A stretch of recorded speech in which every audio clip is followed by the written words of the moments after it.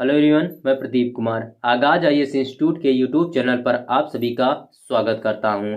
तो आइए आज के इस वीडियो में हम लोग बात करने वाले हैं सामाजिक न्याय। सामाजिक न्याय से रिलेटेड यूपीएससी के प्रीलिम्स और मेंस के लिए आज के जितने भी मोस्ट इम्पॉर्टेंट टॉपिक है हम आप लोगों के लिए लेकर आए हैं। तो चलिए देखते हैं। तो देखिए, प्रीलिम्स के लिए जो टॉपिक है, सर्वोच्च न्यायालय कार्यस्थल पर महिलाओं का यौन उत्पीड़न रोकथाम निषेध और निवारण अधिनियम 2013 और विशाखा दिशा निर्देश और स्थानीय शिकायत समिति एलसीसी।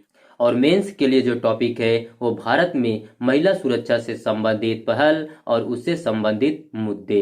तो चलिए हम यूपीएससी के प्रीलिम्स और मेंस के इन सभी टॉपिक के बारे में पूरे विस्तार से चर्चा करते हैं। तो देखिए चर्चा में क्यों है, आइए समझते हैं। हाल ही में भारत के सर्वोच्च न्यायालय एससी ने सभी राज्यों केंद्र शासित प्रदेशों के लिए महिला एवं बाल विकास मंत्रालयों MOWCD को कार्यस्थल पर महिलाओं के यौन उत्पीड़न रोकथाम निषेध और एक निवारण अधिनियम 2013 पॉस अधिनियम के तहत जिला अधिकारियों को नियुक्त करने का निर्देश दिया है ताकि कानून का प्रभावी कार्यान्वयन सुनिश्चित किया जा सके। तो चलिए अब हम लोग राज्यों को सर्वोच्च न्यायालय के निर्देश क्या है, आइए इसके बारे में जानते हैं। तो देखिए सबसे पहले हम लोग सर्वोच्च न्यायालय के निर्देश की आवश्यकता क्या है, आइए इसके बारे में जानते हैं।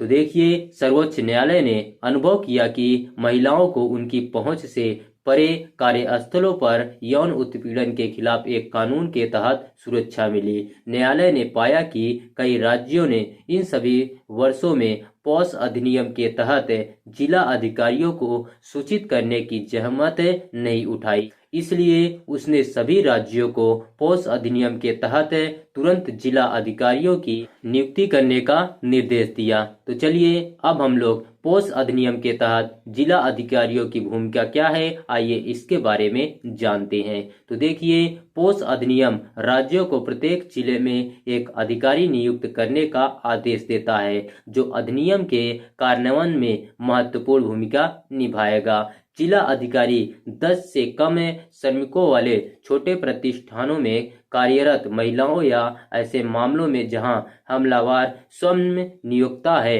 इसे शिकायतें प्राप्त करने के लिए स्थानीय शिकायत समितियों एलसीसी का गठन करेगा। एक जिला अधिकारी की जिम्मेदारियों में ग्रामीण, आदिवासी और शहरी क्षेत्रों में अधिनियम के तहत नोडल अधिकारी की नियुक्ति करना भी शामिल था। तो चलिए अब हम लोग देखते हैं नोडल व्यक्तियों की नियुक्ति क्या है, आइए समझते हैं। तो देखिए सर्वोच्च न्यायालय ने निर्देश दिया कि प्रत्येक राज्य केंद्र शासित प्रदेश के महिला एवं बाल विकास मंत्रालय MOWCD को अपने प्रमुख सचिव के माध्यम से विभाग के भीतर एक नोडल व्यक्ति की पहचान करने पर विचार करना चाहिए जो पॉस अधिनियम के तहत समन्वय की निगरानी और सहायता करेगा। यह व्यक्ति इस अधिनियम और इसके कार्यान्वयन से संबंधित मामलों पर केंद्र सरकार के साथ समन्वय करने में भी सक्षम होगा। रिपोर्ट प्रस्तुत करने की समय सीमा क्या है, आइए इसके बारे में जानते हैं। तो देखिए इसके अतिरिक्त प्रत्येक राज्य केंद्र शासित प्रदेश सरकार को 8 सप्ताह के भीतर केंद्र सरकार को निम्नलिखित निर्देशों के अनुपालन की एक समेकित रिपोर्ट प्रस्तुत करनी होगी। तो चलिए अब हम लोग जानते हैं पॉस अधिनियम 2013 क्या है, आइए इसके बारे में जानते हैं। सबसे पहले हम लोग इसका परिचय जानते हैं। तो देखिए पॉस अधिनियम कार्यस्थल पर महिलाओं द्वारा सामना किए जाने वाले यौन उत्पीड़न के मुद्दे को संबोधित करने के लिए वर्ष 2013 में भारत सरकार द्वारा अधिनियम एक कानून है। इस अधिनियम का उद्देश्य महिलाओं के लिए एक सुरक्षित एवं अनुकूल कार्य वातावरण बनाने के साथ यौन उत्पीड़न के खिलाफ सुरक्षा प्रदान करना है। पॉस अधिनियम यौन उत्पीड़न को परिभाषित करता है जिसमें अवांछित कृत्यों जैसे शारीरिक संपर्क तथा यौन प्रगति, यौन संबंधों की मांग अथवा अनुरोध, यौन टिप्पणियां करना, अश्लील साहित्य दिखाना, एवं यौन संबंध के किसी भी अन्य प्रकृति के अवांछित शारीरिक, मौखिक या गैर मौखिक आचरण को शामिल किया गया है। पृष्ठभूमि क्या है, आइए देखते हैं।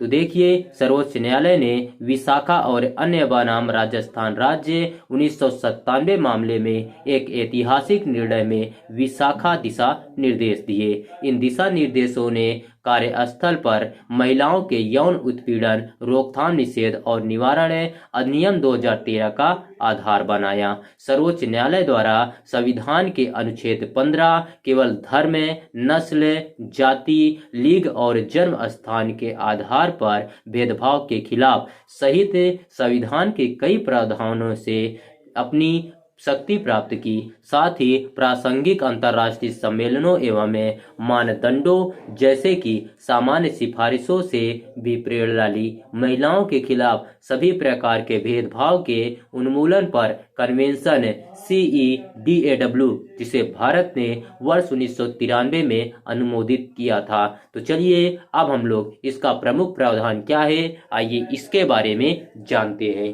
तो देखिए, रोकथाम एवं निषेध अधिनियम नियोक्ताओं पर कार्यस्थल पर यौन उत्पीड़न को रोकथाम तथा प्रतिबंधित करने का कानून दायित्व रखता है। आंतरिक शिकायत समिति ICC यौन उत्पीड़न की शिकायतें प्राप्त करने तथा उनका समाधान करने के लिए नियोक्ताओं को 10 अथवा अधिक कर्मचारियों वाले प्रत्येक कार्यस्थल पर एक ICC का गठन करना आवश्यक है। शिकायत समितियों के पास साक्ष्य एकत्रित करने के लिए सिविल न्यायालयों की शक्तियां हैं।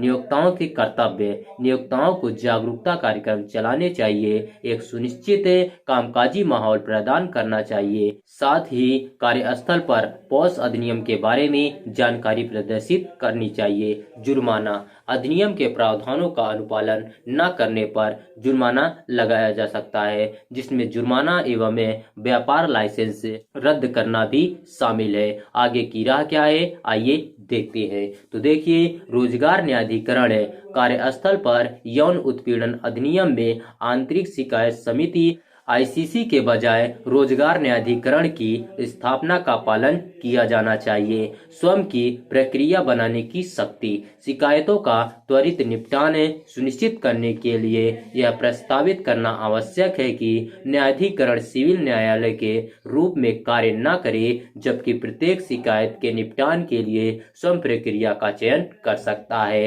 अधिनियम के दायरे का विस्तार, घरेलू कामगारों को अधिनियम के दायरे में शामिल किया जाना चाहिए। न्यायमूर्ति वर्मा समिति के अनुसार किसी भी अवांछनीय व्यवहार को शिकायतकर्ता की व्यक्तिपरक धारणा से देखा जाना चाहिए। इस प्रकार यौन उत्पीड़न की परिभाषा का दायरा व्यापक हो जाएगा। नियोक्ता का दायित्व, न्यायमूर्ति वर्मा समिति ने कहा कि नियोक्ता को उत्तरदायी ठहराया जाना चाहिए यदि उसे यौन उत्पीड़न को बढ़ावा दिया हो या ऐसे माहौल की अनुमति दी हो जहां यौन दुराचार व्यापक और व्यवस्थित हुआ हो, जहां नियोक्ता और यौन उत्पीड़न पर कंपनी की नीति और श्रमिकों द्वारा शिकायत दर्ज करने के तरीकों का खुलासा करने में विफल रहता हो। वर्मा पैनल ने यह भी कहा कि शिकायत दर्ज करने की 3 महीनों की समय सीमा खत्म की जानी चाहिए और किसी शिकायतकर्ता को उसकी सहमति के बिना स्थानांतरित नहीं किया जाना चाहिए। तो चलिए अब हम लोग महिला सुरक्षा से संबंधित अन्य पहले क्या है, आइए इसके बारे में जान लेते हैं। तो देखिए, वन स्टॉप सेंटर योजना और उज्ज्वला तस्करी की रोकथाम तथा तस्करी एवं वाणिज्यिक यौन शोषण के पीड़ितों के बचाव, पुनर्वास और पुनः एकीकरण के लिए एक व्यापक योजना और स्वाधार गृह है। यह कठिन परिस्थितियों में महिलाओं के लिए एक योजना है और नारी शक्ति पुरस्कार। तो चलिए आज का वीडियो यहीं पर समाप्त होता है। तो देखिए, अगर आप लोगों को इसका PDF चाहिए तो इसका PDF आप लोगों को टेलीग्राम चैनल पर दे दिया जाएगा। टेलीग्राम चैनल का नाम है आगाज IAS इंस्टीट्यूट और टेलीग्राम चैनल का लिंक इस वीडियो के डिस्क्रिप्शन में भी दे दिया जाएगा। आप यहां से भी जाकर टेलीग्राम चैनल को ज्वाइन कर सकते हैं और PDF डाउनलोड कर सकते हैं। तो चलिए अब हम लोग मिलते हैं नेक्स्ट वीडियो में। धन्यवाद।